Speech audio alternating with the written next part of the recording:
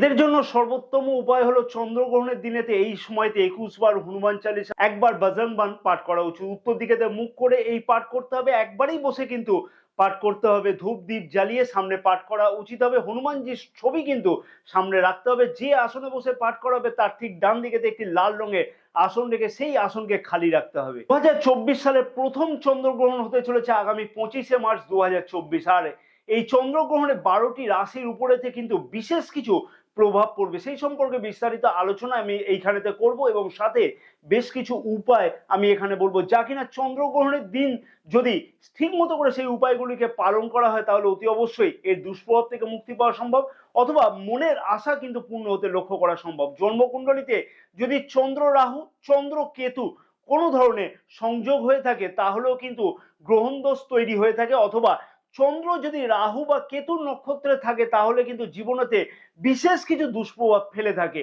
এই চন্দ্রগ্রহণেতে বিশেষ কিছু উপায় আমি বলবো, সেই দিনকে যদি সঠিকভাবে পালন করা যায় তাহলে কিন্তু এর থেকেও মুক্তি পেতে লক্ষ্য করা সম্ভব হবে অতি অবশ্যই।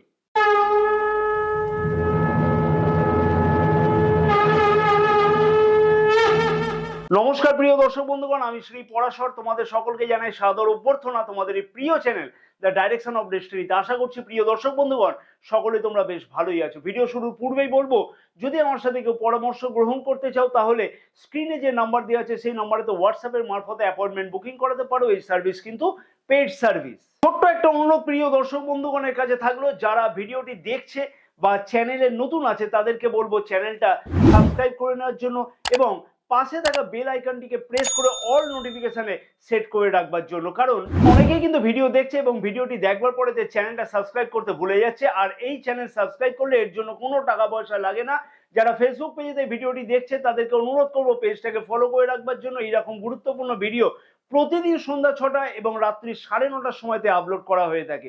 25শে মার্চ 2024 চন্দ্রগ্রহ কেতু গ্রহের সাথে কিন্তু গোচর অবস্থান করবে কন্যা রাশিতে, যার ফলেতে চন্দ্রগ্রহণ হতে চলেছে। এই চন্দ্রগ্রহণ হওয়ার ফলেতে যে চন্দ্র রাশি অনুযায়ী 4টি রাশির জাতক জাতিকাদের বিশেষ কিছু উপকৃত হতে লক্ষ্য করা যাবে, আর 2টি রাশির জাতক জাতিকাদের বিশেষভাবে কিন্তু উপকৃত হতে লক্ষ্য করা যাবে। যাদের কিনা আগের থেকে বিশেষ কিছু সমস্যা চলতে লক্ষ্য করা যাচ্ছিল সেই সমস্যা থেকে কিন্তু মুক্তি পেতে লক্ষ্য করা সম্ভব হবে এই সময়ের মধ্যেতে।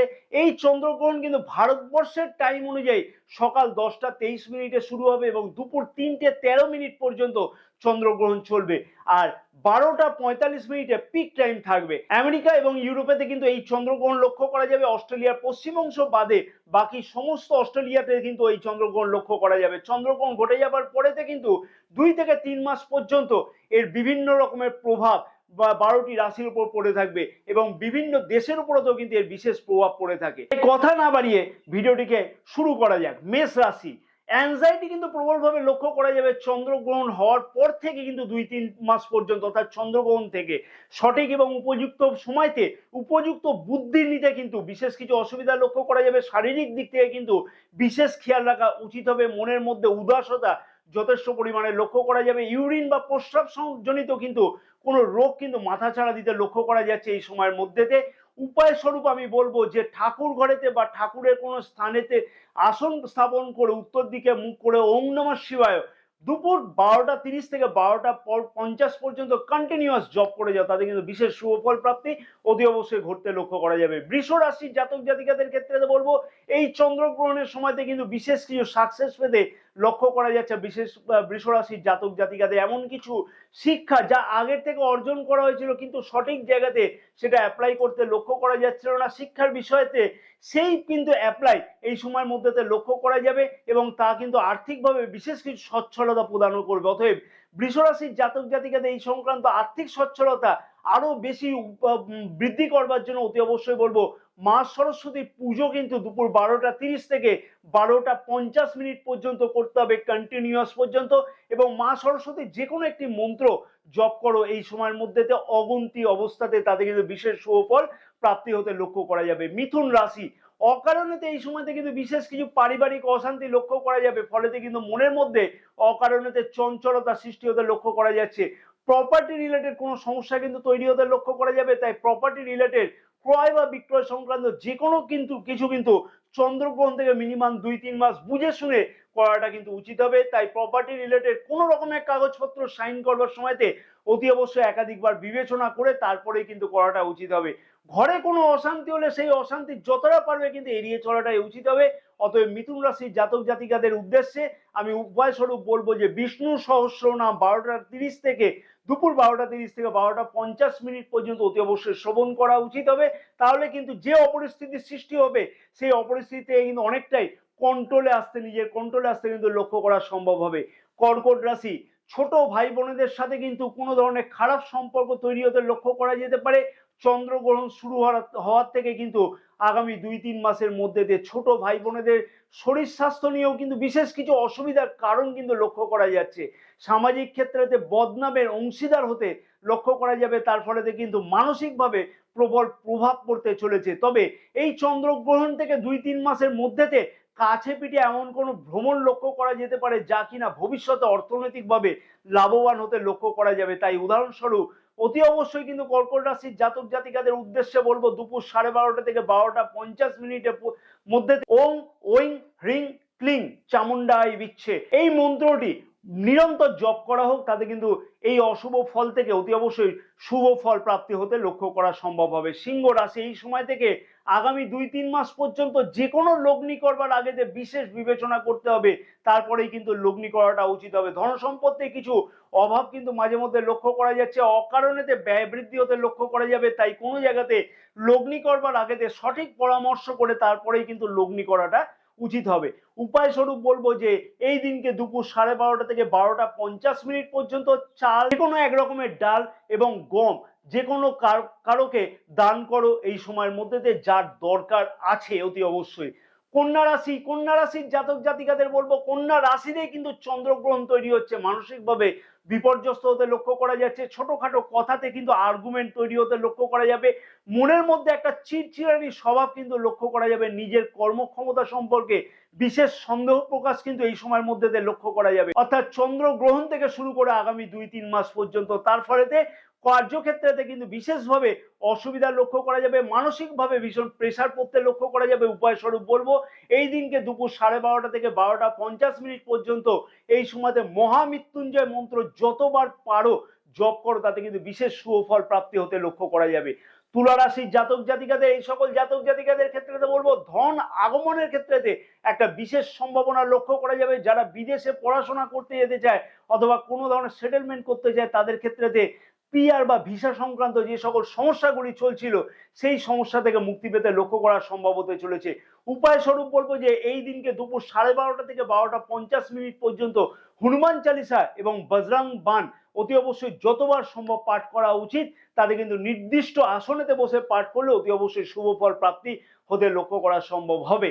বৃশ্চিক রাশির জাতক জাতিকাদের ক্ষেত্রে বলবো কর্মক্ষেত্রে নতুন উন্নতি বা আয়ের কোনো নতুন রাস্তা তৈরি হতে লক্ষ্য করা যাচ্ছে, সেটা কিন্তু ব্যবসার দিক থেকে অথবা যারা চাকুরিরত তাদের ক্ষেত্রেতেও। নতুন কোনো প্রপার্টি ক্রয় করবার ক্ষেত্রে বড় কোনো চিন্তা ভাবনা করা অথবা যানবাহন সংক্রান্ত কোনো ক্রয়ের সম্ভাবনা কিন্তু লক্ষ্য করা যাচ্ছে।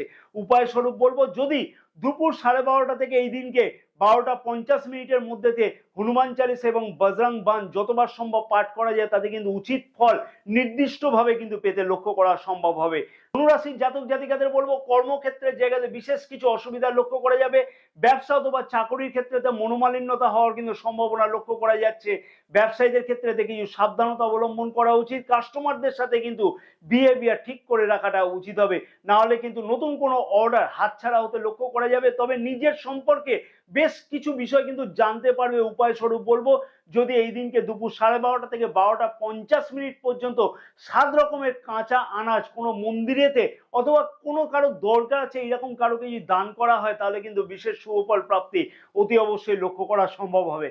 মকর রাশির জাতক জাতিকাদের ক্ষেত্রে বলবো মিশ্র ফল কিন্তু এই সময়তে দিতে চলেছে। চন্দ্রগ্রহণ থেকে 2-3 মাস পর্যন্ত ব্যবসা বা কর্মক্ষেত্রের দিকে আর্থিক উন্নতি হতে লক্ষ্য করা গেলেও কিন্তু ইমিউনিটি নিয়ে বিশেষ কিছু সমস্যা লক্ষ্য করা যাবে। অকারণেতে মনের মধ্যে চিড়চিড়ানি সব কিন্তু লক্ষ্য করা যাবে। উপায় স্বরূপ বলবো দুপুর 12:30 থেকে 12:50 পর্যন্ত ওং নমঃ ভগবতে বাসুদেবায় নমঃ নিরন্তর জপ করতে হবে, তাতে কিন্তু বিশেষ সুফল প্রাপ্তি হতে লক্ষ্য করা যাবে।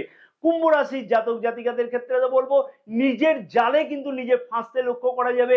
কাজকর্মের দিকেতে কিন্তু বিশেষ কিছু পেন্ডিং হতে লক্ষ্য করা যাবে। মনের মধ্যে চঞ্চলতার জন্য কর্মক্ষেত্র বা ব্যবসা ক্ষেত্রেতে কিন্তু বিশেষ কিছু অসুবিধা লক্ষ্য করা যাবে।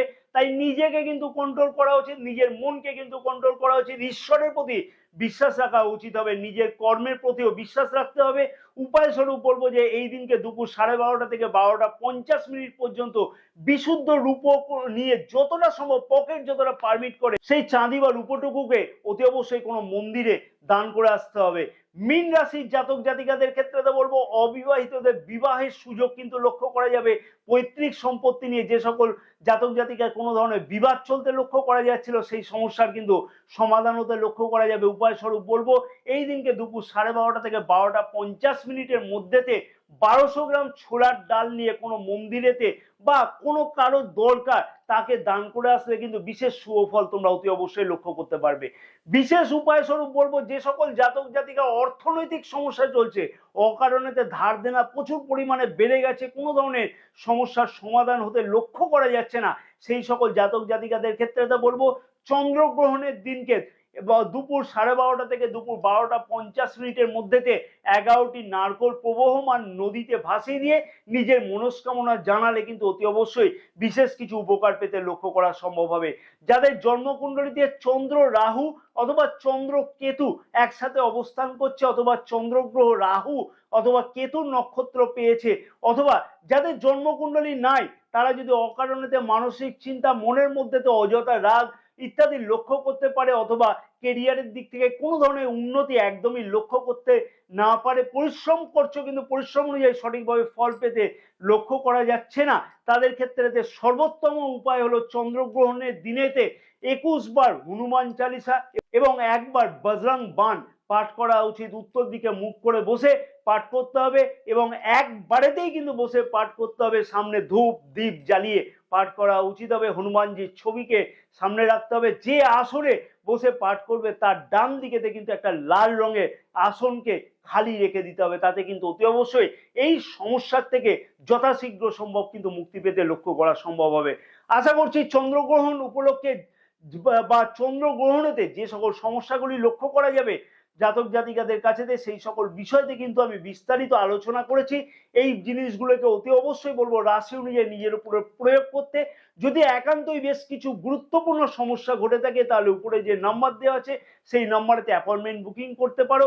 এবং প্রিয় দর্শক বন্ধুগণকে বলবো যদি ভিডিওটা ভালো লেগে থাকে তাহলে কিন্তু একটা লাইক করতে ভুলবে না। ভিডিওটি ব্যাপক পরিমাণে শেয়ার করবার জন্য অনুরোধ রইল। জয় মাতারা। সকল প্রিয় দর্শক বন্ধুগণের সকল মনোভীষ্ট কামনা যেন পূর্ণ হয়ে থাকে।